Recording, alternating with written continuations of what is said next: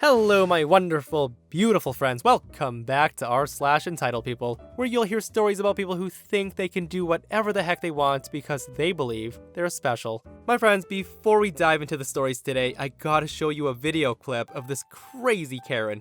She absolutely loses it on this employee at Subway because they ran out of meatballs. They ran out of freaking meatballs. You gotta see the video. If it's not available, then I want a sandwich. tell your head office to make it. That's what I'm trying to tell you. I'm not being I don't want to be an asshole to you.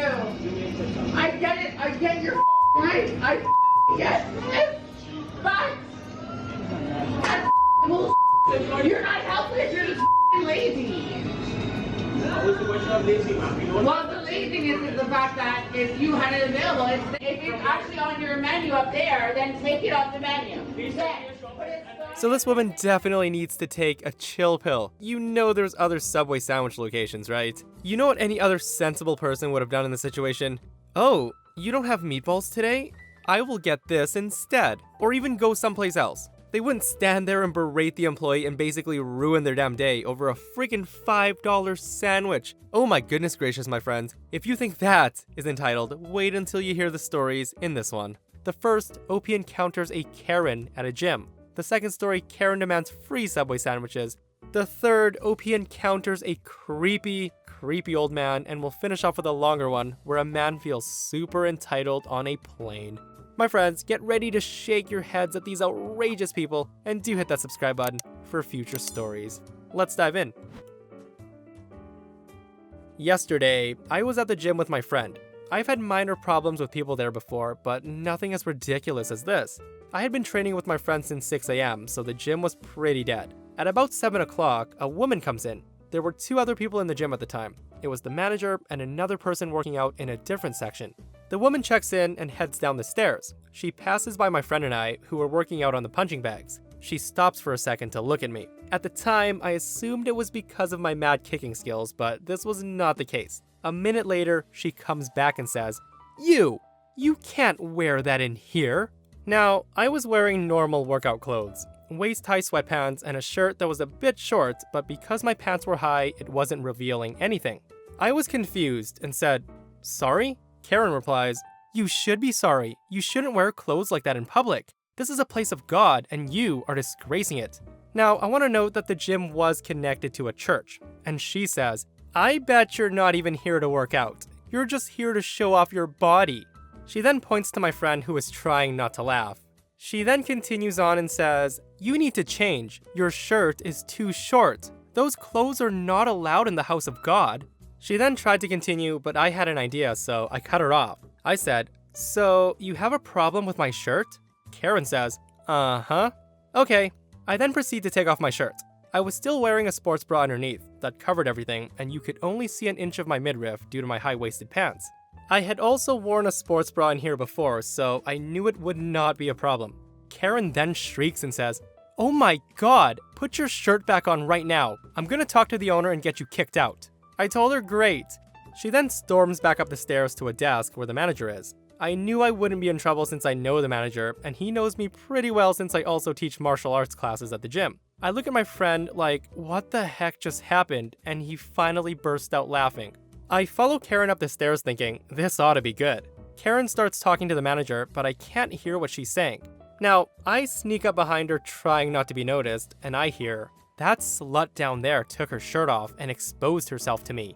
Karen was busy yelling at the manager, so she didn't notice me at all. So behind her, I start pointing to myself and mouthing, "I'm the slut. That's me," to the manager. The manager chuckles at this ridiculousness, and the Karen yells at him for laughing because this is not a laughing matter. I didn't want to be caught, so I walk down the hall to the water fountain to fill up my water bottle, and when I get back, the Karen's gone. The manager says, "Why do you always have to make my job difficult?" I told him because it's fun, and I asked where did she go. The manager says she stormed out after he refused to kick her out.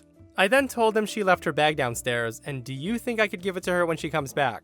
My friend and I were there for another hour, and sadly she did not come back, but I'm still overjoyed that I got to experience a wild Karen.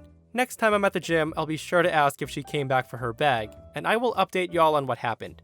Hold on, so Karen can accuse somebody of being a slut in the house of God, yet OP can't wear a shirt that's a bit short but not revealing around the stomach area? Seems a little hypocritical to me. I love this person's comment right here. He says, I'm pretty religious, so I tend to think people should dress conservatively. But when you're working out or doing any kind of work for that matter, you gotta dress for the activity, not some weirdo's crazy sensibilities. And this is how it should be, right? Who knows though, maybe Karen was in a bad mood and not looking forward to her 7 a.m. workout and was looking for a way out. So I used to work at Subway, and we had this one lady who would come in like once a week and claim that we messed up her order and demand a free sandwich. Since it's fast food, we all know the age-old saying, the customer's always right. Now, I didn't really start to pick up on this happening with her, specifically until maybe the 3rd time she did it. So anyways, in the middle of a Sunday lunch rush, this woman comes in and orders 5 footlongs. Fine, great, no biggie. But she was being needlessly complicated with her orders. Like, she would ask for one sandwich, and then take it back mid-order and say she wanted something else. And she did this for every sub.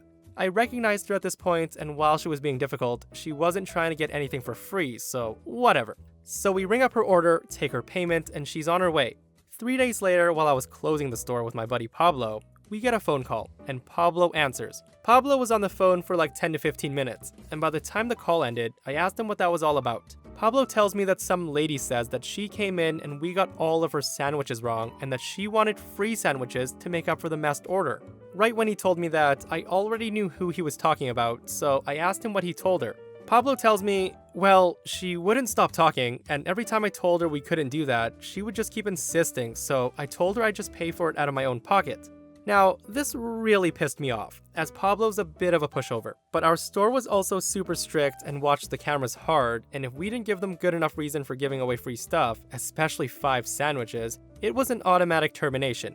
I told Pablo to wait in the back when she came, cause I was gonna deal with it. Anyways, she comes walking in and looks me in the eyes and automatically knows that she's screwed. I don't know how to explain it, but you can definitely tell her whole demeanor changed once she realized I knew what was going on. And it was even more obvious when she asked for my buddy and said that he was gonna take care of the sandwiches because we messed them up. I told her, ma'am, I was the one who made you those sandwiches on Sunday, and I know I didn't mess them up because you asked me to remake them so many times that I remember specifically asking you if everything was good before I wrapped them up. She responds, yeah, but the guy who I talked to on the phone said he was gonna comp them. This is ridiculous. You guys messed up my order, so you owe me those free sandwiches. I told her the guy she talked to wasn't here on Sunday and he wasn't gonna comp them. He was gonna pay for them out of his own pocket, and I'm not gonna let him do that. We didn't mess up your sandwiches. You come in here every single week claiming that we mess up your orders, and I've taken notice of it. I'd be more than happy to make your sandwiches, but they're not gonna be for free. She responds, what do you mean they're not gonna be free? I've seen other Subways do a better job than you guys have because you guys have always messed up my sandwiches. I'm gonna call headquarters and get you fired. My husband's a lawyer, you know, and we're gonna sue you, not the company. You. I told her, okay ma'am, do whatever you gotta do, but I'm not giving you a free sandwich. She got really mad and stormed off in her very expensive SUV. This is one of the first experiences with these kind of people that I've ever had, and I couldn't believe how entitled she was. The worst part is, they actually had me on the chopping block that next day, and I got told I was gonna get fired over the incident, so I just quit. Then they rehired me 3 months later, and she came in once afterwards. She saw me and then promptly never came back. Good riddance. Totally sucks that OP was put on the chopping block for that. Guys, if you've been following me for a while and listening to the stories, you'll know I used to work at Quiznos Subs, and there were so many people that tried to pull that same stunt. So one time this lady called in from her house and demanded that we remake her sandwich and deliver it to her because it was burnt. I told her Quiznos doesn't do delivery, but if she brings in the sandwich, we will happily remake it for her. And you guys know what she said? You know what she said? She said, I ate it already. I'll never understand people who finish eating something and then complain about it. Like, no, you're not gonna get a free sandwich after you ate it. So, I went grocery shopping yesterday. My kid's father agreed to watch the 2 older kids, but not the youngest, as he doesn't like feeding her a bottle. He said I could either take the youngest with me or order online. Now, I've had issue with delivery services in the past, so I said, F it, fine, and took the youngest with me. Now, we get through the store, which was surprisingly fast and easy. I get to the checkout and an older gentleman steps in line as I'm unloading my cart. Now, he wasn't grandpa old, but maybe 50-ish, and he says, aw, cute kid. Now, I'm feeling very uncomfortable since I'm an introvert, and I said, thanks. He says, seriously, she's adorable, such tiny hands. Me wanting him to go away said, uh-huh. I then look over to my baby and that motherly alarm bell is dinging. He's touching my daughter's hand. Nope. I told him, don't touch my kid. And he says, aw, but she's so cute. I told him one last time, do not touch my daughter. And the guy says, oh, come on. I'm not doing anything wrong. You should be happy people want to cuddle your baby. Now, I do not like confrontation at all, and me, being officially on mama bear mode and pissed, said, hey, I said do not touch my kid. Back off. I pull the cart through and step between him and the baby. The grocery store I go to always has a cop posted by the door because people try to tend to steal from here a lot. The guy sees the cop approaching and he walks off. Cashier and I tell the cop what's going on and the cop offers to escort me to my car. I say yes and try to settle my baby, who doesn't like loud noises. I get to my car and leave, and I have no idea if the cop found the guy and said something or not. I was just glad to leave. Oh my freaking goodness, what the heck just happened? You should be happy that people want to cuddle your baby? Excuse me, sir? Did you actually say that to a random person? He's pretty lucky that OP stated that she's an introvert and doesn't like confrontation. I'm pretty sure there's a lot of ladies out there that would have happily swung first and asked questions later. Who says that though? You should be happy that people want to cuddle your baby while petting a random person's daughter's hand. Way to go, sir. You are officially creepy as hell. This happened last night and was one of the most satisfying encounters I've ever had with somebody with a downright comical sense of entitlement. So I took a flight from San Francisco to Boston after a full day of work. I have a $200 airline credit to use on this flight before I lose it at the end of the year. So I was debating between trying to drink through $200 of free booze over the 6-hour flight versus upgrading my seat to the front row. In the end, I decided to go with the seat upgrade as $200 of alcohol in me would have made for a rough morning. I picked up the window seat in the absolute front row of the plane with an incredible amount of legroom and an empty middle seat. I never get upgrades, so this felt like quite the luxury to me. It turns out the rest of the plane was completely full, so I was feeling pretty good about the decision over the alcohol. However, I was feeling disappointed that because there were no seats in front of me, I could not keep my backpack in front of me, and I realized that I had to go fight the mob of people who are still boarding for some overhead bin space before they all filled up. There was a very nice businessman sitting in the aisle seat in my row who stood up to help me. This is relevant later. Now, the overhead bins filled very quickly, at which point the flight attendant at the plane door starts announcing, "Overhead bins are almost full. Put your bags in the first one you see." So everybody's still boarding the plane. Now, here comes the last man to board the plane. He's probably about 6'3" and runs in and kinda gets friendly with one of the flight attendants for a few minutes. I'm not paying too much attention, besides hoping he's not gonna take the middle seat beside me, and the fact that he's talking very loudly and seems to be a bit drunk. For the rest of the story, I will call this man Dirk, because I don't know what the male version of Karen is. Nobody's in any rush to start getting ready for takeoff, and we soon know why. The pilot gets on the loudspeaker and says, because of the weather in Boston, we need to wait here for a bit before we can take off. Now, Dirk has stopped talking to the flight attendant and starts to walk down the aisle. He sees the empty middle seat beside me and announces, "Cool, I'll take this seat because it's empty." He throws his backpack down in the space in front of us and slams himself into the middle seat. Now, of course, I would not have minded if somebody had purchased the middle seat, but now I'm grumbling a bit internally, thinking about how I spent my airline credit on this upgrade, instead of the booze, while this guy's gonna get a nice seat for free. The other thing that bothered me is that nobody immediately comes up to him and asked him to move his backpack, so I'm a little bit peeved that I had to go put mine away, and now his bag is in front of my feet. And finally, Dirk is being extremely loud and vocal. For example, when the pilot comes on the loudspeaker again and said we would be waiting 45 minutes before takeoff, Dirk yells, "Man, this is stupid. Y'all need to get your effing act together." Stuff like that over and over again. Now, at this point, I haven't said anything to him. It's been about 5 minutes, so not too long, but I'm starting to think they're just gonna let this fly. Then comes one of the flight attendants and walks up to the guy and says, "Sir, can I please see your boarding pass?" The man laughs a bit and says that he showed it at the gate. He doesn't need to show her, and the flight attendant repeats that she would like to see it. So the man starts rummaging through his backpack and hands the attendant some crumpled up paper and goes back to his phone. The flight attendant uncrumples it and now starts to look annoyed and goes, "Sir, you just handed me a receipt. Try again." At this point, the man starts belly laughing, like, "Oh, my bad," and then pulls out his boarding pass from his pocket. Of course, he's in seat 32B, which is nowhere near where he's sitting now, and the flight attendant asked him to go to his assigned seat. Now, they start to fight, with Dirk saying, "But the guy said to take the first available seat. Nobody's sitting here anyway." The attendant repeats that she didn't know how he heard it, but people need to pay to upgrade to these seats, and he needs to go to his assigned seat now. This is where things start to get heated, and Dirk is full on screaming, saying, "Why did he say to take the first available seat then? Why was he lying?"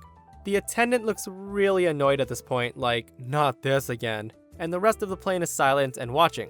Now, at this point, I'm guessing Dirk misheard the guy at the door saying to throw your bags in the first available overhead bin, but I didn't want to get involved. I don't want a drunk man sitting next to me to direct his anger at me. At this point, there's 3 flight attendants in the aisle arguing with Dirk, who still scream repeating the same thing about being lied to over and over again. They're saying he needs to move or get kicked off the plane, and Dirk is replying that of course he'd rather make it home to Boston tonight than get kicked off, but he needs an explanation first as to why they lied to him. This is the point where in comes a boss lady who wasn't taking any of Dirk's crap to join the argument. She interrupts Dirk and says, "Look, you have 2 options. Take your assigned seat or get off the plane. I don't care what you heard. I don't know why we're still having this conversation."